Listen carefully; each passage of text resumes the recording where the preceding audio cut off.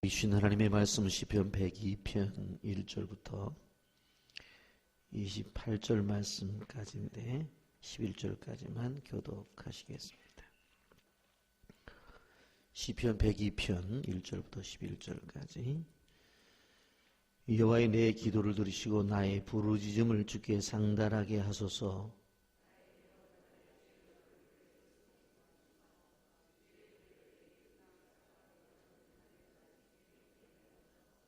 내 날이 연기같이 소멸하며 내 뼈가 숯같이 탔음이니라.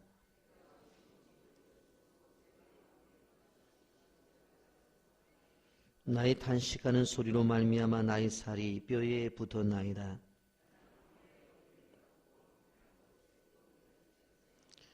내가 밤을 새우니 지붕 위에 외로운 참새 같으니라.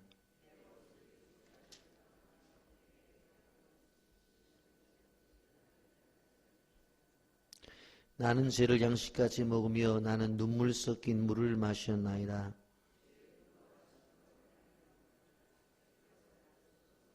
함께 봅니다. 내 날이 기울어지는 그림자 같고 내가 불에 시들어진 것 같으니라. 아멘. 이 새벽에 주 앞에 예배하게 나온 여러분들을 예수님의 이름으로 축복하고 환영합니다. 여러분, 시편 102편의 표제를 보게 되어지면 고난당한 자가 마음이 상하여 그의 근심을 여호와 앞에 토로하는 기도, 그렇게 표저가 되어져 있습니다. 한마디로 말씀드린다고 한다면 고난 중에 있는 성도가 하나님 앞에 토로하는 기도다. 먼저 번역전에 이 시편 102편의 표절을 보면 토로라는 표현을 쓰지 않고 토하는 기도다, 그렇게 표현하고 있습니다. 여러분, 시편 말씀이 모두 150편인데 그 중에 7편이 바로 참회시입니다. 시편 6편과 32편, 38편, 51편, 102편, 143편인데 바로 그중 7편의 참회시 가운데 102편은 5번째 참회시입니다. 이 시를 쓴 사람이 도대체 누구냐? 표제에 누구라고 명시가 되어 있지는 않습니다. 그러나 영적 깊은 침체기에 있는 성도가 쓴 시라고 하는 것은 분명히 알 수 있습니다. 이 사람은 영적인 어두운 밤을 지내고 있고, 그리고 영적 어두운 터널을 지금 통과하고 있습니다.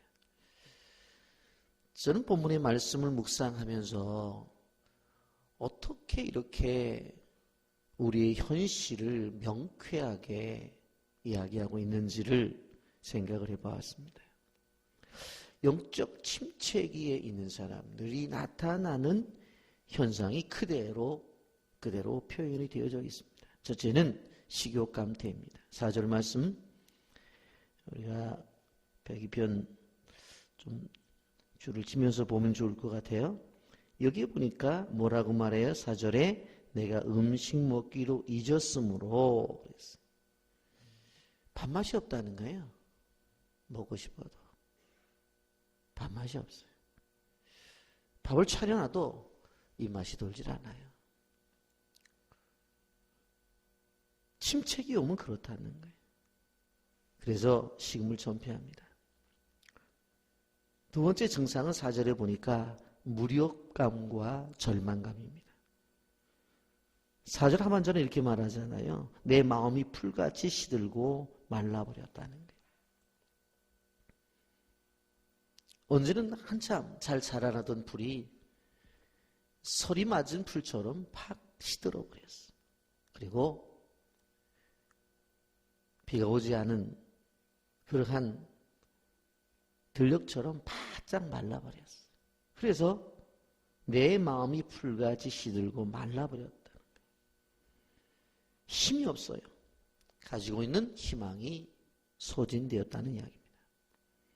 세 번째로 그런 일로 인해서 체중 감소가 와요. 5절 말씀 보십시오. 이렇게 말씀하잖아요. 나의 탄식 소리로 말미암아 나의 살이 뼈에 붙던 나이다. 배짝 말라버렸어. 배짝 말랐어. 보니까 나의 살이 뼈에 붙었다. 뼈밖에 없다는 얘기예요. 넷째 증상은 수면장애입니다. 6절과 7절을 보시면 이렇게 나옵니다. 나의 탄식 소리로 말미암아 나의 살이 뼈에 붙었나이다. 5절에 그렇게 말하고 있고, 나는 광야의 올빼미 같고 황폐한 곳에 부엉이 같이 되어 싸우며 내가 밤을 새우니 지붕 위에 외로운 참새 같다. 광야의 올빼미 같다는 거예요. 황폐한 곳에 부엉이 같다는 거예요. 밤을 새우는데 지붕 위에 외로운 참새 같다. 잠이 오질 않아요. 밤새. 그냥 잔 것 같은데 금방 눈 떠지고. 그래서 수면제가 아니면 잠을 청할 수가 없고. 근데 그것도 좀 같이 해주는 사람이 있으면 좋은데 혼자 그러고 있어요. 강의 올빼미가 밤이면 눈을 뜨고서 뭐라도 없나 생각하는 것처럼 잠을 못 자요. 다섯 번째 증상이 슬픔입니다. 9절에 보면 나는 죄를 양식같이 먹으며 나는 눈물 섞인 물을 마셨나이다. 이런 죄라는 게 뭡니까? 이스라엘 사람들의 죄는 자신이 바로 티끌 같은 존재다. 그런 존재라고 하는 그러한 의식을 갖고 있어요. 훅 부르면 날아갈 존재라는 거예요. 죄가 양식이에요. 물을 마시는데 눈물 섞인 물을 마셔요. 매일매일 눈물로 살아간다는 거예요. 눈물이 없으면 살 수 없다는 거예요. 여섯 번째 증상이 탈진입니다. 11절에 나와요. 내 날이 기울어지는 그림자 같고 내가 풀에 시들어진 같다. 기울어지는 그림자. 여러분, 아무리 그림자가 뚜렷하게 나타난다 할지라도 조그만 빛이 나타나면 그림자는 사라져버려요.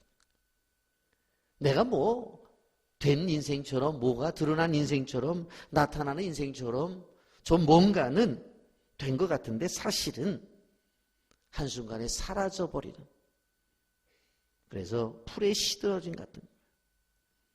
여러분, 여기서 나타나는 6가지의 증상을 보세요. 식욕감퇴, 무력감과 절망감, 체중감소, 수면장애, 슬픔, 탈진. 어떻게 이렇게 구약의 성도가 고난 중에 있는 오늘의 우리를 이렇게 완벽하게 표현하고 있는지, 저는 이 본문을 보면서 그런 생각을 했어요. 과연 성경은 성경이구나.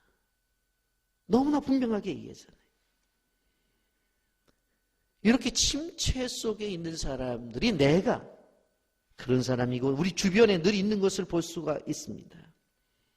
낙심이 우리에게 찾아와 도무지 우리가 헤어날 수가 없을 때가 있을 수가 있어요. 여러분, 우리에게 찾아오는 고난이 긴 고난일 때가 많다는 것을 우리는 알아야 돼요. 오늘 시편의 기자는 고난 중에 있었어요. 그런데 이 고난이 일시적 고난이 아니라 길고 긴 고난이라고 하는 거예요. 피골이 상접할 정도로 메마른 상태였어요. 그래서 자신의 상태를 6절에서 7절에서 말하는 것처럼 올빼미와 부엉이와 외로운 참새로 비유를 하잖아요. 나는 광야의 올빼미 같고 황폐한 곳에 부엉이 같이 되어 싸우며, 광야에 뭐가 있어요? 그런데도 밤을 지새면서 뭐라도 있나 하고 눈을 뜨고 찾아보고 있어요. 황폐한 곳에 뭐가 있어요? 그런데 부엉이, 그래도 뭐라도 남아있나 보는 거예요. 내가 밤을 지새우니 지붕 위에 외로운 참새 같다. 내가 당하는 고난에 누가 좀 동참이라도 해주면 좋을 것 같은데, 이해를 해주는 사람이라도 옆에 있으면 좋을 것 같은데 그냥 던져진 존재예요. 그래서 밤을 새우면서 혼자 외롭게 있는 거예요. 여러분, 우리나라에도 밤마다 울어대는 새가 있어요. 그 이름을 하여 소쪽새라고 그러죠. 여러분, 들어보신 분들은 그 새가 울어댈 때 그렇게 구성지고 그렇게 서글플 수가 없어요. 그래서 밤마다 울어대는 소축새를 들으면서 얼마나 우리의 선조들이, 아낙네들이 마음의 위로를 받는지 몰라요. 내가 울 수가 없으니까 저 새가 나를 대신해서 밤새 울어주는구나. 여러분, 우리는 기억해야 돼요. 지금 이 시대 속에서도 광야의 올빼미처럼 황폐한 곳에 부엉이처럼 밤을 새우시면서 지붕에 위로운 참새처럼 눈물의 기도를 드리는 사람들이 있다고 하는 것입니다. 고난을 통해서 외로운 처제가 되었어요. 이런 시대에 큰 고뇌는 외로움입니다. 엘리야 시대에 엘리야가 너무나 힘들 때 하나님, 나만 홀로 남았습니다. 그렇게 얘기를 해요. 나만 홀로 남아 외롭게 싸우고 있습니다. 그때 주님 뭐라고 말씀하십니까? 열왕기상 19장 1절부터 18절의 내용에 보면 아니다. 내가 보지 못해서 그렇지 아직도 믿음을 지킨 자가 7,000명이나 남아있다. 이런 우리는 늘 생각해야 돼요. 내가 나 혼자라고 생각하지 나 혼자라고 생각하면 안 돼. 외로움은 우울증의 원인이 됩니다. 점점 노년이 되면 주변으로부터 사람들이 떠나죠. 같이 살던 남편이 먼저 떠날 수도 있고 아내가 먼저 떠날 수도 있어요. 애들은 교회에서 다 떠나죠. 남는 건 외로움이에요. 그래서 아셔야 될 것은 노년일수록 자꾸 도심지 속으로 들어가야 돼요. 그래서 노인이 병났을 때는 아무리 돈이 있다고 해도 독방에 입원시키면 낫질 않아요. 외로워서 병이 났는데 독방에 입원시키면 그건 감옥이에요. 그래서 노인일수록 구인실에 입원시켜야 돼요. 자꾸 사람하고 얼굴을 봐야 된다니까요. 자꾸 얘기를 해야 돼요. 예? 이 긴 고난은 육신의 힘을 소진시켜요. 눈물 위에 눈물을 흘려서 나중에 흘린 눈물까지도 없어요. 여러분, 이럴 때 해결의 방법이 뭐냐? 긴 고난이 있었을 때 영원히 깨어나야 된다라고 하는 거예요. 근데 한 가지 알아야 될 것이 무엇인가 하면 이 고난을 이겨내는 방법이 바로 기도인데, 그 기도가 어떤 기도여야 되냐면 자신의 죄를 돌아보는 거예요. 아주 조심스러운 얘기입니다. 다른 사람들이 고난에 가게 되어질 때에 자신이 자신을 생각하면서 자신의 죄를 돌아보라는 것이지, 다른 사람이 너 죄 졌잖아 그렇게 하라는 얘기는 아니에요. 여러분, 그래서 어떠한 고난이 찾아오게 될 때에 나 자신이 죄값을 치르는 마음으로 기도 생활을 하면 죄의 쓴뿌리가 뽑혀진다고요. 나한테 뭔가 잘못이 있다고. 세상에 잘못 없는 사람이 어디 있어요. 그런데 이게 내가 왜 고난을 당하냐는 거예요. 그래서 억울해해요. 가슴을 쳐요. 나는 이런 고난을 당할 필요가 없는데 왜 고통이 찾아오냐는 거예요. 여러분, 아셔야 될 게 뭔 줄 아세요? 우리는 연약한 인간이기 때문에 엄밀히 따지면 더 많은 고난을 받아야 돼요. 그런 죄인이에요. 아니면 지옥에서 형벌을 받아야 될 존재. 그래도 하나님께서 이 고난이라는 것을 통해서 우리를 깨닫게 하시고 하나님 앞에 바로 서게 만드시는 거예요. 그래서 고난은 억울한 일이 아니에요. 오히려 하나님, 그래도 나를 봐주셔서 조금 주셨네요. 그렇게 생각을 해야 되는 거예요. 죄를 씻는 마음으로 받아야 되는 거예요. 그래서 자신의 죄를 돌아봐야 돼요. 그리고 자신에게 있는 쓴뿌리를 뽑아내야 되는 거예요. 그래서 성경은 고난이 복이라고 말하는 거예요. 고난이 유익이라고 말하는 거예요. 물론 죄 때문에 온 것은 아니에요. 그러나 그럼에도 불구하고 자신의 잘못된 점을 돌아볼 수만 있다고 한다면 그것은 그 고난이 유익이라는 거예요. 그래서 우리는 생각해야 돼요. 고난이 찾아올 때에 너무 힘들어도 그냥 외쳐야 돼요. 하나님, 작은 힘듦으로 인해서 큰 것을 얻고 있습니다. 따라서 하십시오. 작은 힘듦으로 큰 것을 얻는 것이 고난이다. 다시 한번 마음에 안 드는 소리라도 크게 하세요. 작은 힘듦으로 큰 것을 얻는 것이 고난이다. 우리가 당하는 고난은 하나님이 다 감당할 수 있어서 주시는 작은 힘듦이에요. 근데 그것을 통해서 얻는 것은 큰 것이. 큰 고난이 있을 때 억울한 것만 생각하지 마세요. 고난이 힘든 거예요. 어떻게 한편으로 생각하면 억울해요. 그러나 그 고난을 하나님이 우리에게 주신 것이라고 생각한다면 그 속에서 우리에게 하나님이 주신 은혜를 찾아내야 돼요. 무엇보다도 죄의 쓴뿌리를 뽑아내야 돼요. 감옥에 온셈 치고 자신의 죄의 쓴뿌리를 뽑는 것이 유익한 방법이에요. 그렇다면 이 고난 속에서, 긴 고난 속에서 끊임없이 해야 되는 것이 뭐예요? 계속 기도, 계속 기도하는 거예요. 1절에 보세요. 여호와여 내 기도를 들으시고 라고 말씀합니다. 시인은 지속적으로 고난 중에 있을 때 기도를 해요. 왜요? 믿음의 사람이기 때문에 그래요. 왜 계속 기도해요? 응답이 없으니까.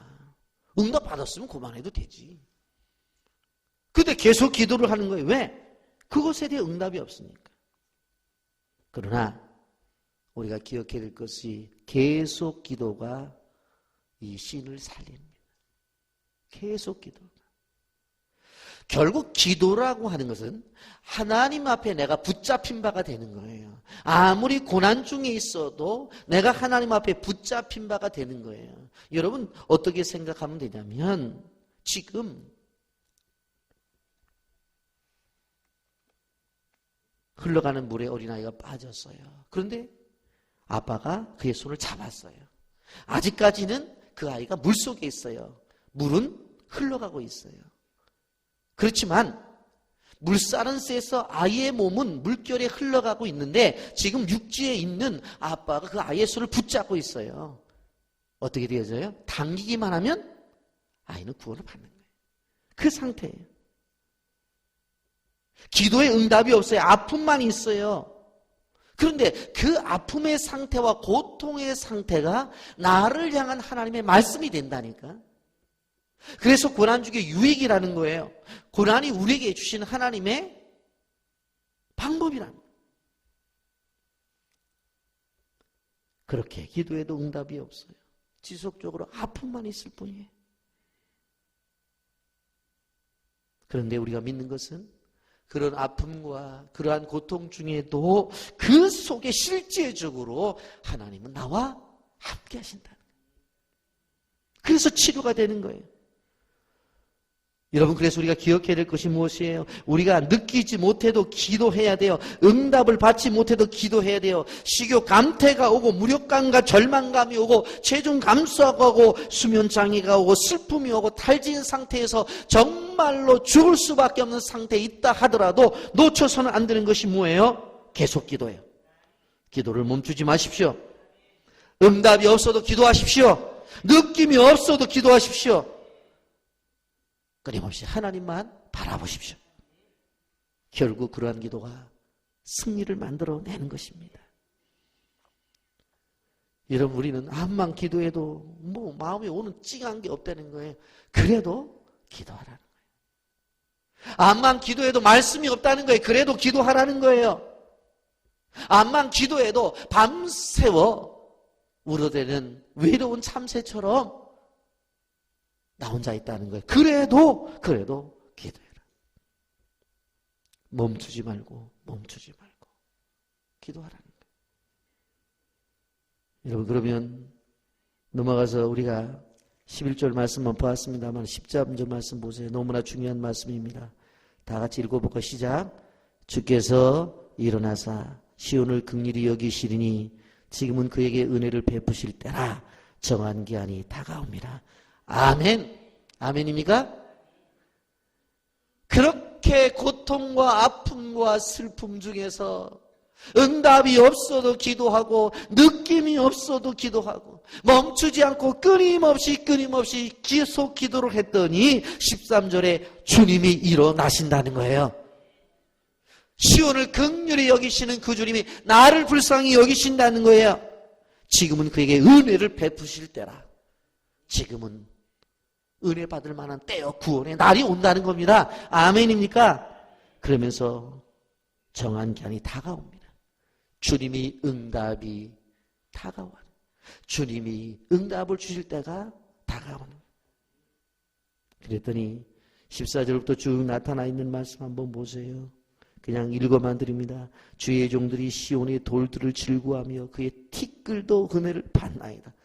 죄를 뒤집었었는데 이제 티끌도 은혜를 받는데요. 돌들도 즐거워해서 돌들도 노래를 해요. 이에 문나라가 여호와 이름을 경외하며 이 땅의 모든 왕들이 주의 영광을 경외하리니. 하나님의 백성들이 회복되어지는 것을 바라보며 문나라들, 다른 나라들이 바라보면서 정말로 일어서네? 견디든지 되네? 아니 저렇게 어렵더니 이겨내고 있네 라고 하는 거예요. 여호와께서 시온을 건설하시고 그의 영광 중에 나타나셨습니다. 주님의 나타나심을 믿으시기를 주님의 이름으로 축복합니다. 여호와께서 빈궁한 자의 기도를 돌아보시고 그의 기도를 멸시하지 아니하셨도다. 지속적인 기도, 계속적인 기도를 할 때 그 기도를 멸시하지 않는 하나님, 이 일이 장래 세대를 위하여 기록되리니 창조함을 받은 백성이 여호와를 찬양하리로다. 아멘. 그게 아멘에서 아멘. 하나님의 비전으로는 지속적인 재창조를 통해서 다시 만들어주세요. 아멘입니까? 여러분의 주름살도 펴질 줄 믿습니다. 지속적으로 만들어주세요. 지속적으로. 왜 안 돼요? 하나님 믿지 않으니까. 왜 성경에서 이렇게 말씀하시는 하나님을 안 믿냐고. 저도 이 말씀 준비하면서 회개했어요. 이렇게 좋은 말씀이 있는데 목사가 돼서 안 믿으면 안 되잖아요. 믿어야 되잖아요. 저는 안 먹고 여러분들만 믿으라고 소리 질러서 안 되죠. 여러분, 말씀을 정리하려고 합니다. 좀 102편 좀 집에 가서 묵상을 해보세요. 더 여러분들이 볼 때는 더 여러분들이 가지고 있는 고난이 더 나타날 수 있어요. 근데 제가 볼 때는 6가지더라고요. 이 속에서 해야 될 거, 기도. 그런데 그 기도가 무슨 기도? 계속 기도. 그러면 끝내는 하나님께서 때가 되어서 응답 주시고 우리를 회복시켜 주신다. 아멘입니까? 기도하겠습니다.